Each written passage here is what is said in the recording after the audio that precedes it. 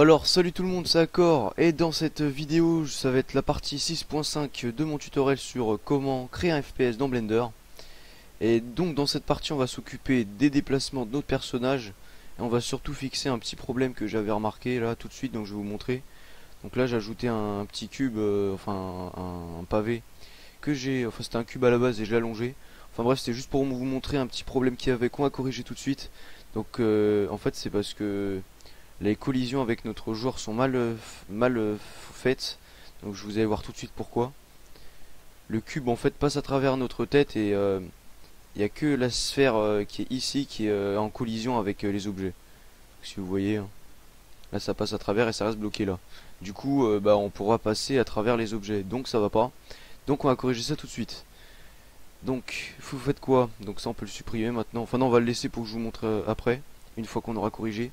Donc vous sélectionnez votre joueur, vous passez en edit mode, vous sélectionnez tout, vous donc avec A hein, évidemment vous sélectionnez tout.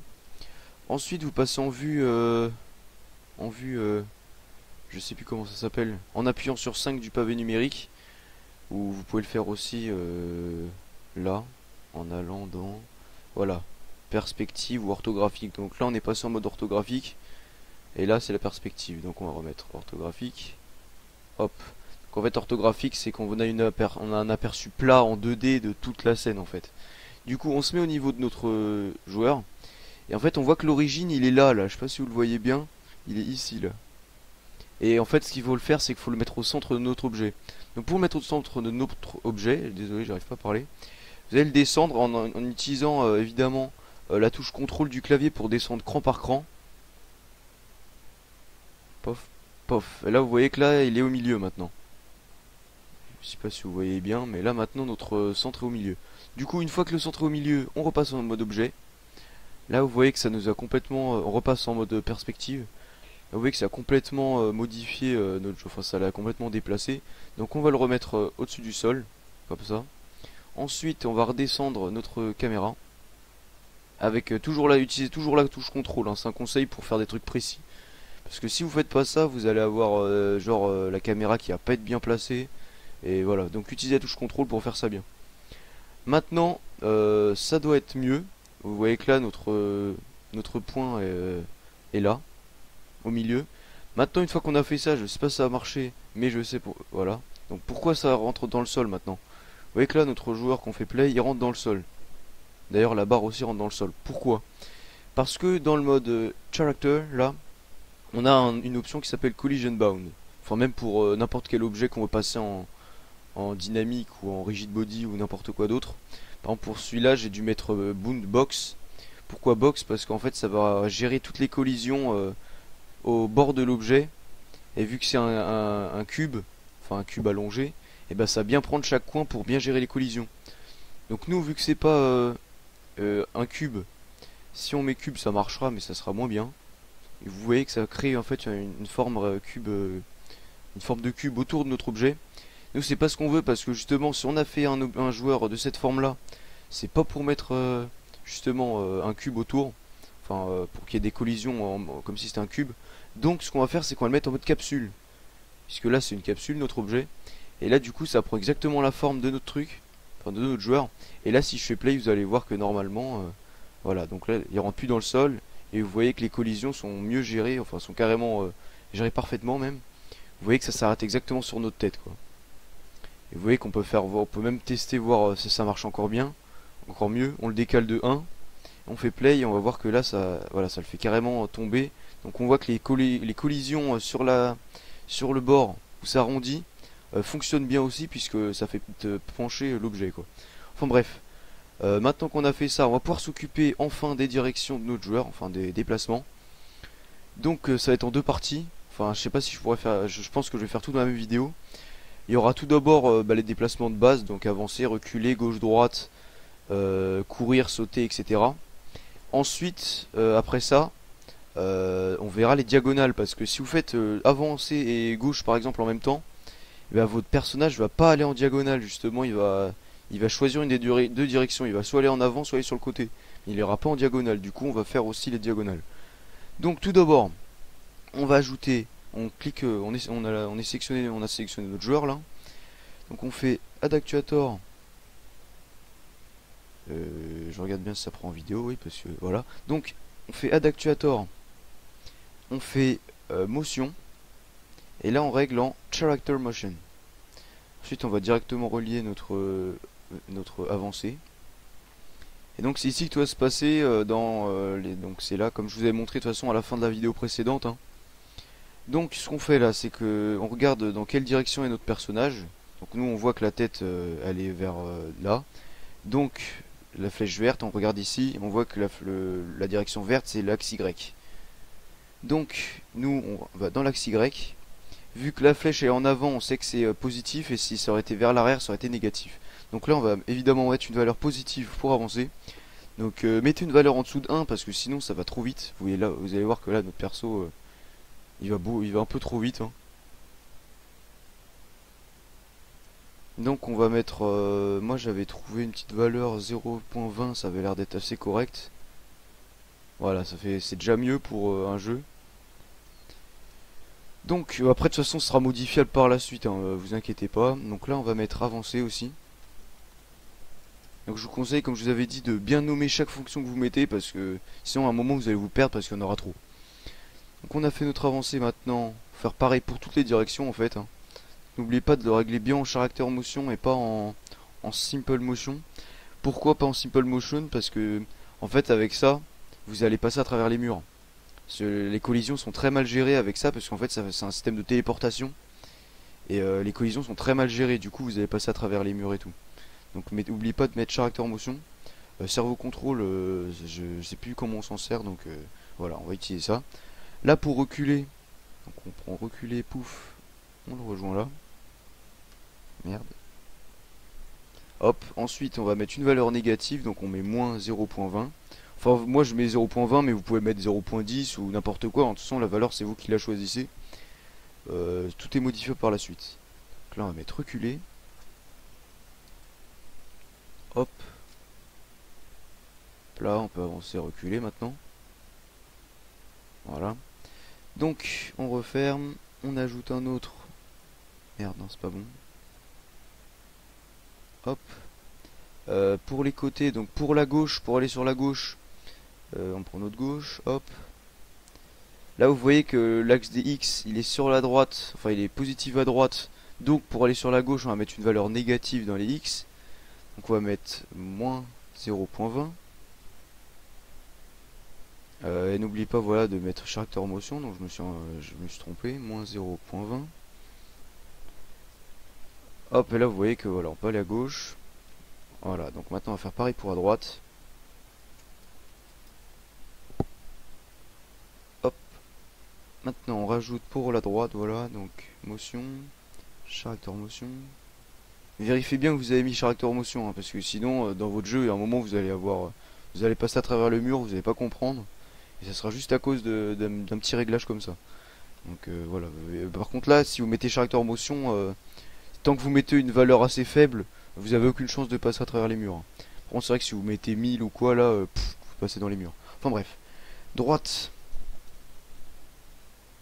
Droite. Hop. Donc on avait dit X. Là on va mettre 0.20. Et là voilà, maintenant vous voyez qu'on peut aller dans toutes les directions. Donc vous voyez que les diagonales, là, maintenant si vous faites le tuto en même temps que moi, vous allez voir que là j'appuie en avant, si je vais sur la gauche, voilà, ça part directement sur la gauche. Et ça fait pas diagonale quoi. Et même en avant et en arrière quoi, c'est... Voilà. Donc, pour régler ça, on va ajouter diagonale. Mais on va le faire après avoir ajouté la touche pour sauter et celle pour courir. Donc, là, on ajoute encore un motion. Donc là, on va s'occuper du saut. Donc, on met sauter. Hop, là on met character motion et là en fait on n'a rien à faire, on a juste à cliquer sur jump. Ensuite quand on est sur notre personnage, là en fait il y a des paramètres préintégrés. Donc il y a quoi? Il y a la hauteur des marches sur laquelle on pourra grimper. Donc en fait normalement s'il y a une petite marche, votre personnage va se bloquer. Et là grâce à ce paramètre en fait vous allez pouvoir passer les marches. La jump force, ben justement c'est ce qui nous intéresse, c'est la force, la hauteur du saut. Et ça c'est la chute, enfin la vitesse de chute libre. En fait, plus vous la mettez haute, et plus il va descendre rapidement. Si vous mettez une valeur à 1 par exemple, vous allez voir, et bah si je le fais tomber de haut, il va descendre tout doucement. Vous voyez, voilà, il descend tout doucement. On va remettre à la valeur par défaut, c'était 55 je crois. Là vous voyez qu'il tombe de manière plus naturelle quoi. Donc on le remet là. Maintenant qu'on a fait le saut, donc on va tester le saut. Voilà, donc là je sais pas trop, en fait c'est en fonction du jeu, on verra si la hauteur du saut elle est correcte ou pas. Donc ça moi je vais laisser la valeur par défaut, hein. Ce sera pour tester de toute façon. Et vous voyez qu'aussi quand on saute, le personnage s'arrête, il bouge pas dans les airs. Donc ça je verrai peut-être pour le fixer dans une autre vidéo, on verra. Ensuite, donc maintenant qu'on a fait le saut, oui j'ai oublié de vous dire pour le saut, si vous restez appuyé sur la touche, il continue à sauter. Donc ça pour fixer ce truc là c'est super simple, vous allez dans sauter, dans notre sensor, et là vous mettez tap. Tap en fait c'est que ça va prendre une seule fois la touche, et tant que vous rappuyez pas dessus, bah il ressautera pas quoi. Donc là on va essayer, là j'appuie sur saut, voilà il saute une fois, tant que je rappuie pas il veut pas ressauter. Voilà. Donc on a fait le saut, maintenant on va voir pour courir. Et ensuite pour les diagonales, et pour les déplacements dans les airs, je sais pas trop comment faire. Bah si vous voyez là maintenant que ça marche. Ouais c'était à cause du tab je crois. C'était le saut qui faisait bugger le truc. Donc voilà, maintenant vous voyez que vous pouvez vous déplacer dans les airs, hein. Donc voilà quoi, ça c'est les fonctions de base d'un FPS. Ensuite, maintenant on va mettre la touche pour courir. Donc motion. Toujours cerveau, charactère motion. Là on va mettre courir. Et courir on va mettre donc Y. Là le truc c'est qu'il faut mettre une valeur supérieure à celle qu'il y avait avec avancé. On va d'abord le relier. Je sais pas, on va mettre 1 pour tester quoi. Donc là vous voyez que là si j'avance normalement ça va doucement. Et ouais aussi il faut faire une autre truc, mais d'abord. Donc si j'appuie normalement sur avancer ça va, voilà. Et si j'appuie sur ma touche contrôle, enfin moi j'ai paramétré la touche contrôle puisque j'utilise les flèches du clavier pour accélérer. Non je me suis trompé de touche, en fait c'est maj, enfin c'est shift que j'utilisais. Voilà, donc là voilà. Dès que j'appuie sur shift, et il va beaucoup plus vite. Donc ça comme je vous ai dit c'est configurable, hein. Moi je vais mettre une valeur plus potable, mettre 0.5, en sachant que ça va sûrement additionner à celle qui est déjà dans avancé.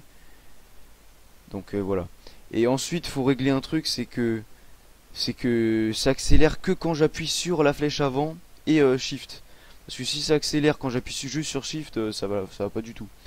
Donc faut que je fasse en sorte que ça fonctionne que quand j'appuie sur avancer et shift. Donc pour faire ça c'est facile. Donc là on a courir, on a paramétré notre course. Donc là pour faire ça c'est facile. Donc si vous voulez le faire, bah, vous continuez de suivre.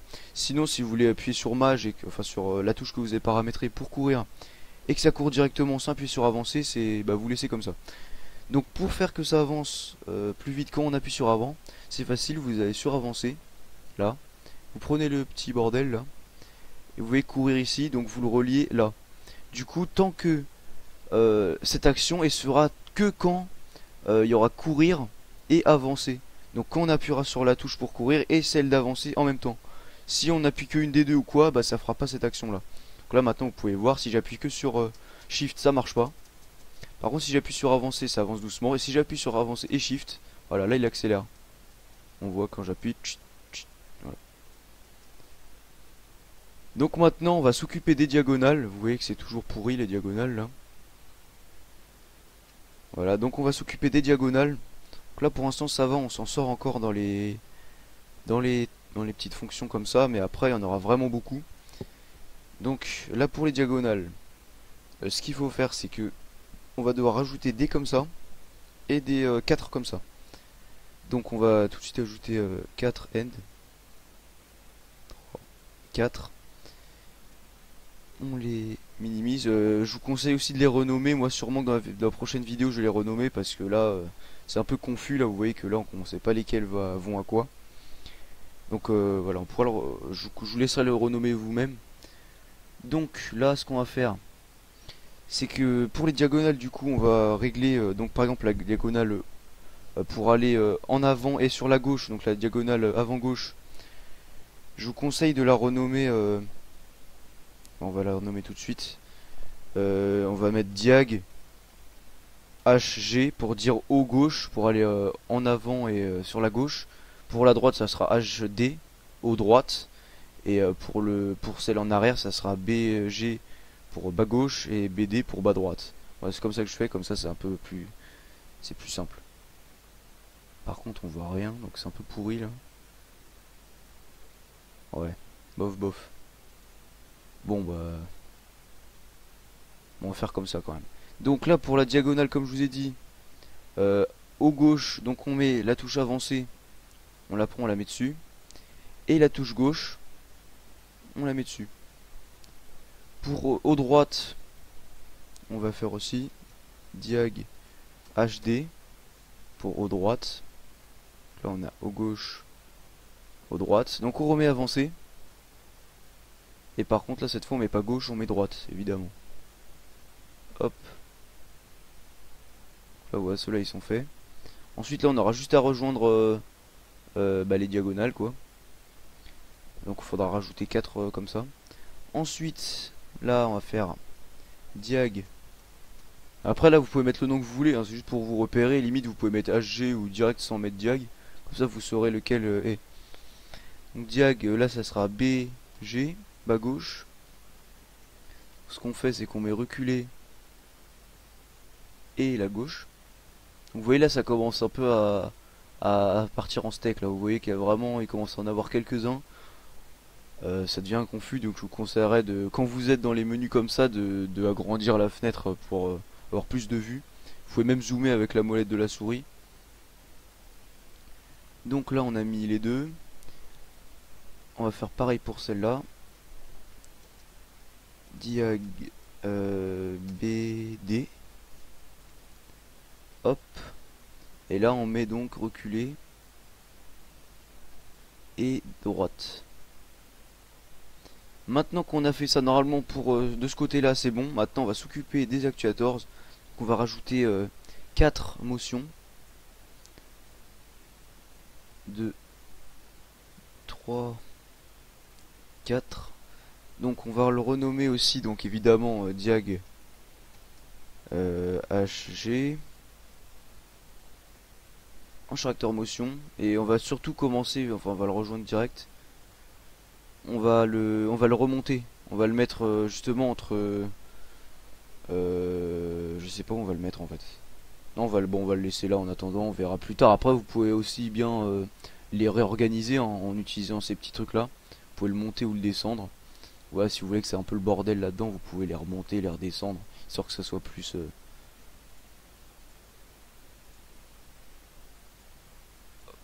Hop, hop, hop là, voilà, là c'est un peu mieux. Donc voilà, alors là, hop, hop, hop. Donc on en était dialogue, alors diag HD. Donc ensuite il faudra taper les valeurs pour aller en diagonale. Donc on mettra D dans le X et D dans le Y. Le Z c'est pour la hauteur, donc il n'y a pas besoin d'utiliser ça. Donc mettez pas, par exemple si vous avez mis 20 dans les avancées, reculés tout, mettez genre 10, 10 ou 8, 8. Parce qu'en fait si vous mettez deux valeurs en même temps, ça ira plus vite qu'une seule. Non, si vous mettez 10, 10, bah, en diagonale il ira plus vite que avancé ou reculé par exemple. Je sais pas si vous voyez ce que je veux dire. Donc déjà on va les renommer. Diag BG. N'oubliez pas de mettre character motion. Et diag BD. Hop. Donc,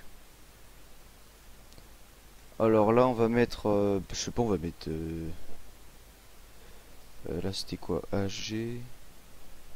Donc dans l'Y on met 0.1 et là on va mettre 0.1 aussi. On va essayer comme ça.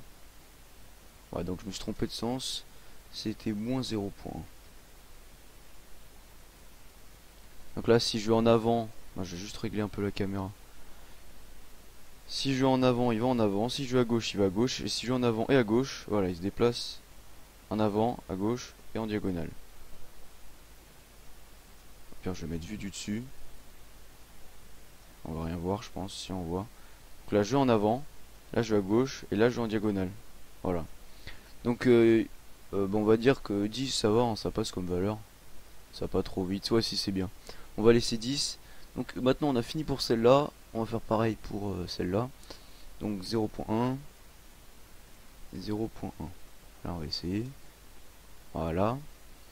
Ensuite, la suivante. Moins 0.1. Et moins 0.1 aussi.